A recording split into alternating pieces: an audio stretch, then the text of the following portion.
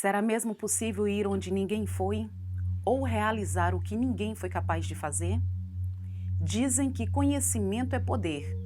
E se isso é real? Existe uma chance? Uma chave capaz de mudar o destino? É sobre isso que falaremos.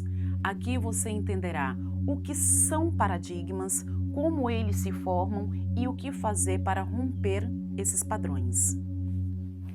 Mas antes, nós vamos fazer uma pequena viagem na história. No ano 480 a.C., nasceu o escultor Fídias. E Fídias, por observação, curiosidade mesmo, ele percebeu que muitas coisas existentes seguiam um certo padrão numérico. Isso ficou conhecido como proporção áurea. Mas, na Idade Média, por volta de 1200, o primeiro matemático, Leonardo Fibonacci, com experimentos, não só comprovou realmente essa sequência numérica, essa proporção áurea, como também ele foi um ícone super importante para a humanidade, porque ele mostrou que tudo que é natural realmente segue padrões.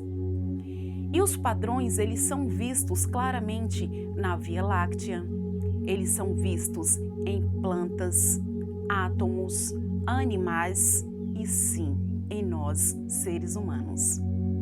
Essa importante descoberta estimulou grandes gênios como Leonardo da Vinci, Botticelli, Michelangelo, e isso pode ser visto em grandes obras como a Mona Lisa, o Homem Vitruviano, a Sagrada Família, a Última Ceia.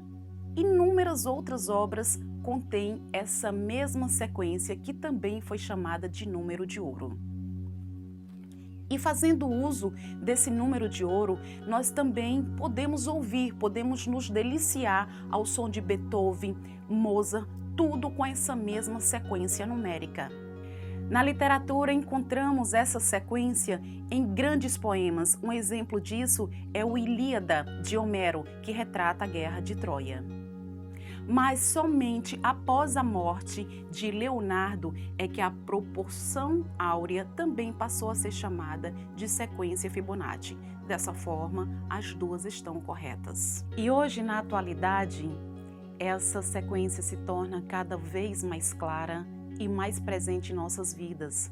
Um exemplo disso é esse vídeo, um vídeo digital que chamamos de linguagem bit, uma sequência de zeros e uns, que na verdade nada mais é do que uma proporção numérica, uma sequência. Inclusive, essa sequência foi baseada nos estudos da sequência Fibonacci. O cérebro, sem sombra de dúvidas, é a nossa máquina perfeita. É a máquina mais sensacional que alguém pode ver aqui no planeta. Mas essa máquina super inteligente, ela não identifica cor, ela não identifica som, ela não sabe o que é passado, presente ou futuro. E pasmem, tudo que a mente entende são vibrações, são as sensações enviadas através de ondas pelos nossos neurônios. Como isso é possível? Como isso funciona? Vamos lá, vamos entender isso detalhadamente. Nós temos centenas de neurônios de tamanhos diferentes, mas todos eles seguem o mesmo padrão básico. Tem uma cabeça que parece um corpo celular, uma cauda que chama-se axônio e os dendritos que parecem raízes de planta. Todos eles seguem esse mesmo padrão, claro, obedecendo seus tamanhos de origem. Qual a relevância disso? Eles trabalham em redes, todos eles vão enviando mensagens um para o outro e trabalham somente com pulsos elétricos. Quando nós ouvimos um som, por exemplo, um som muito alto, aquele putz, putz, putz, putz, putz, putz, que chega a doer nos nossos tímpanos, aquela vibração é o que o ouvido entende. A intensidade daquela vibração é que faz com que o cérebro interprete se é uma música calma ou se é uma música agitada. E isso de acordo com o que nós aprendemos quando crianças. E com as cores, como funciona? Da mesma forma. Nós aprendemos que esse tom é vermelho. Se ele não conhece cor, como que eu sei que é vermelho? Através da intensidade da luz. Cada cor tem uma intensidade de luz e é essa intensidade de luz que eu aprendi e que meu cérebro armazenou. E quando eu olho para o tom vermelho, eu identifico o vermelho pela intensidade da luz, pelo que eu já tinha aprendido. Então, tudo que o cérebro faz é pegar informações e trazê-las à tona de acordo com as informações que ele vai tendo dia a dia. Nossos neurônios recebem a cada segundo em média de 5 a 50 informações. Só que, ao mesmo tempo que ele não identifica, ele é super inteligente, então ele vai filtrando essas informações e arquivando como se fossem umas pastas, tipo assunto relevante, assunto razoavelmente relevante, assunto extremamente relevante. Então ele separa o que é importante para as nossas vidas e o que não é importante para as nossas vidas. E dessa forma é que nós identificamos cheiro, que nós identificamos cor. Através dos nossos sentidos podemos perceber se está calor, se está frio, mas na verdade o nosso cérebro não sentiu nada disso. Ele apenas pegou a intensidade da vibração. Ele apenas pegou a intensidade da luz e nós, de acordo com o que já havíamos aprendido, conseguimos identificar para as nossas vidas o que aquilo realmente representa. Mas o que eu quero que vocês realmente observem aqui é o seguinte: os neurônios, eles realmente seguem padrões de acordo com tudo que aprendemos, de acordo com tudo que vamos vendo no dia a dia. Dessa forma, nós temos assuntos que estão guardados em nossa memória subconsciente, que é a memória que foi construída até no máximo os nossos 7 anos de idade, e temos a nossa memória consciente, que é essa memória ativa do dia a dia, que é o que nós passamos informações que é o que nós vamos guardando informações pelo que vamos vendo ao longo de todos os nossos dias. Então, o que eu quero que vocês entendam aqui é: a nossa mente, ela também segue padrões. Assim como os neurônios têm um padrão básico, o que nós entendemos e o que nós deixamos de entender também seguem os padrões do que nós aprendemos quando crianças. Toda percepção de vida que nós temos, todos pré-julgamentos que fazemos, tudo que acreditamos é baseado em informações que já foram armazenadas desde a nossa infância. Dessa forma, o que é relevante e o que não é relevante vai sempre sendo armazenado nessas pastas, e umas delas estão guardadas na mente subconsciente, que é a memória que foi formada até os 7 anos de idade, e outras pastas estarão na memória consciente. As pastas da memória consciente, elas são remexidas todos os dias, todas as horas, cada segundo. Por quê? São as mensagens que a gente está passando a cada segundo. Mesmo que eu não interprete que eu estou passando tudo isso para o meu cérebro, ele está fazendo isso automaticamente. Então, dessa forma, olhando como essa máquina perfeita funciona e sabendo que ela vai sempre na mente subconsciente pegar informações para decidir o que é relevante para a minha vida e o que não é relevante para a minha vida, dá a sensação que não temos controle nenhum sobre absolutamente nada. Será essa a razão que impede o ser humano de concretizar tudo o que ele realmente quer? Quantas vezes você já esteve em uma condição onde você falou: eu vou realizar tal feito, eu vou concretizar isso. E no longo do caminho você desiste por qualquer coisa que aconteça, qualquer pequeno obstáculo, qualquer segundo que o cérebro atinge a memória subconsciente e que ele vai buscar lá a informação se aquilo vai ser saudável ou não para você, ele te barra. Seria essa a razão de não concretizar o que a gente realmente quer? Seria essa a razão de realmente ficarmos barrados diante de decisões super importantes nas nossas vidas? Bem, mas o que eu quero que vocês entendam aqui é que a mente, ela segue padrões. Assim como os neurônios, respeitando seus respectivos tamanhos, seguem um padrão básico, tudo existente na nossa mente segue um padrão básico. Todos os nossos pensamentos, todas as nossas decisões serão baseadas naqueles assuntos que estão arquivados nas pastas, se é relevante ou não relevante. E essas pastas, elas estão arquivadas na memória consciente e na memória subconsciente.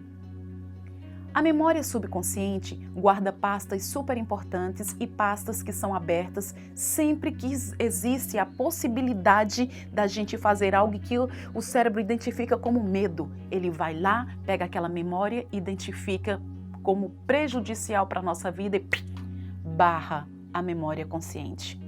Então, a memória consciente, ela tem força suficiente para decidir o que quer.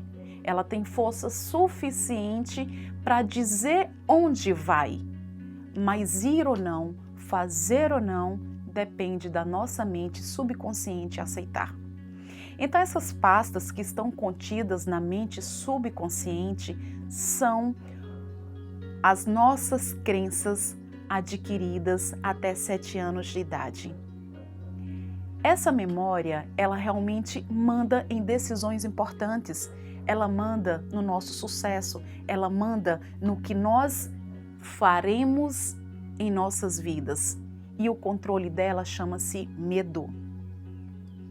Porque é através do medo, aquelas pastinhas que estão lá guardadas, quando nós ouvimos, você não pode, você não consegue, não, você não vai fazer.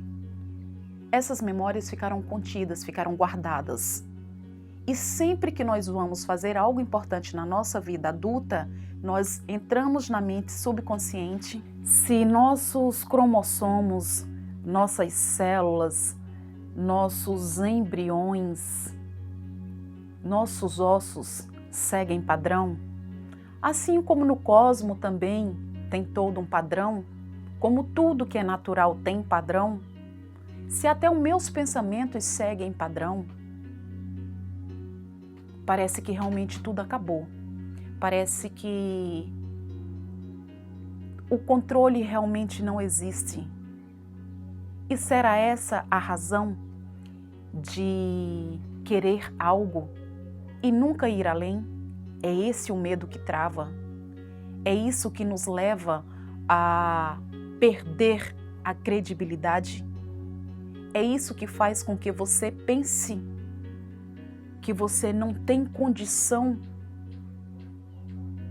É isso que faz você ver ou sentir a sensação de que você não vai além do que você apenas pensa? A ciência disse pra gente durante muito tempo que nós apenas nascemos, crescemos, reproduzimos e morremos. Mas hoje a própria ciência, ela mostra, ela prova, os neurônios se refazem, os pensamentos se refazem, as teorias mudam, os pensamentos mudam.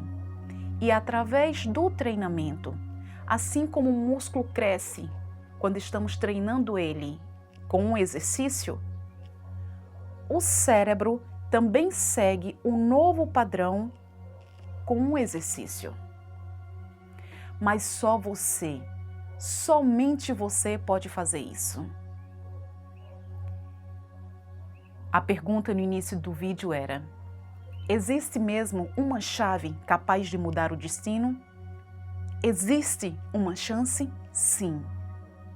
Essa chance é você. Só você tem a força, a capacidade e a chave de mudar o que você realmente quer. Não é lá fora é você aqui dentro. De que forma você faz isso? Vamos a um exemplo bem prático e bem real na vida de qualquer ser humano. Digamos que todos os dias você almoça tomando refrigerante. E chega um determinado momento que você decide, não, eu não quero mais tomar refrigerante. Refrigerante já não me faz bem. A partir de hoje eu quero tomar suco de laranja. Você disse eu quero. Uma pré-decisão. No dia seguinte, você realmente toma a decisão. Faz o suco de laranja. Você toma o suco de laranja. Tua tarde será horrível, porque o teu corpo não estará satisfeito. A tua mente vai ficar o resto do dia pensando no belo refrigerante que você poderia ter tomado, né? Saciado, aquela sensação de prazer. Mas você está convicta, você decidiu. Segundo dia, terceiro dia, quarto dia e assim sucessivamente. E a tua mente cobrando a necessidade do refrigerante. Aquela sensação de prazer que só o refrigerante te dava. E algo fica realmente incompleto, é o prazer. O prazer não está completo. Mas você continua insistindo no suco de laranja. Poucos meses depois, chega um determinado momento que você diz, nossa, não estou sentindo falta do refrigerante. Sem saber como, você deu um comando para os teus neurônios. Você disse para eles, olha, importante para mim é o suco de laranja. Relevante para mim é o suco de laranja. E os neurônios, de tanto entender que você todos os dias e tanto repetir o suco de laranja, eles entenderam que aquele era um novo padrão de relevância para a tua vida. Então ele pega essa informação e coloca lá, lembra a pastinha dos relevantes? Então isso é importante, isso passou a ser importante na tua vida. O refrigerante não deixou de existir, ele continua lá, ele está arquivado. Ele só foi mudado de pasta. Ele está mais abaixo, não é mais tão importante.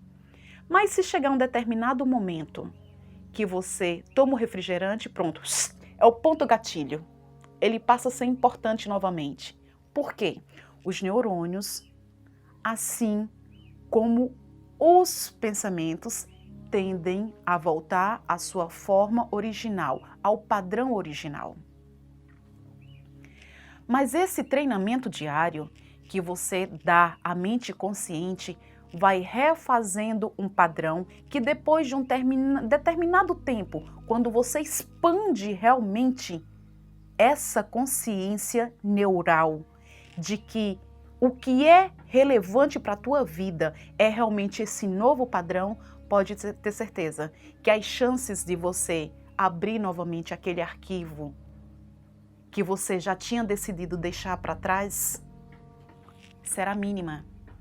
Porque sim, o teu cérebro terá um segmento novo que foi dado por você. Então só você pode fazer isso. E assim como aconteceu com o suco de laranja, acontece em inúmeros outros setores na tua vida. Basta você realmente treinar. Romper padrão, quebrar um paradigma, realmente dói. Dói porque entra no sair do comodismo, entra no ter decisão e coragem de manter uma decisão. Romper um padrão entra em você sair de crenças limitantes, entra no olhar de uma forma como você nunca olhou, entra no ouvir algo diferente e antes de repudiar o que ouviu, filtrar, analisar e observar se aquilo pode ser relevante na tua vida ou não. Então, romper um padrão, quebrar um paradigma, é você realmente decidir dar um outro padrão, uma outra sequência para o teu cérebro. E de tanto você insistir, ele vai aceitar. E uma vez que o teu cérebro aceite isso, você pegará uma habilidade enorme em romper padrões. Dessa forma, eu deixo uma pergunta aqui. O que é relevante para você? O que você realmente tem vontade de mudar? Qualquer decisão que você venha tomar, e seja qualquer resposta que você venha ter aí dentro, uma coisa é fato. Para isso é necessário ter o autoconhecimento, para olhar. Com o autoconhecimento, você enxerga em qual padrão você está, qual padrão você quer mudar e em qual padrão você quer chegar. No básico do dia a dia, quem você é, o que você quer e onde você vai chegar. Gratidão, até o próximo vídeo.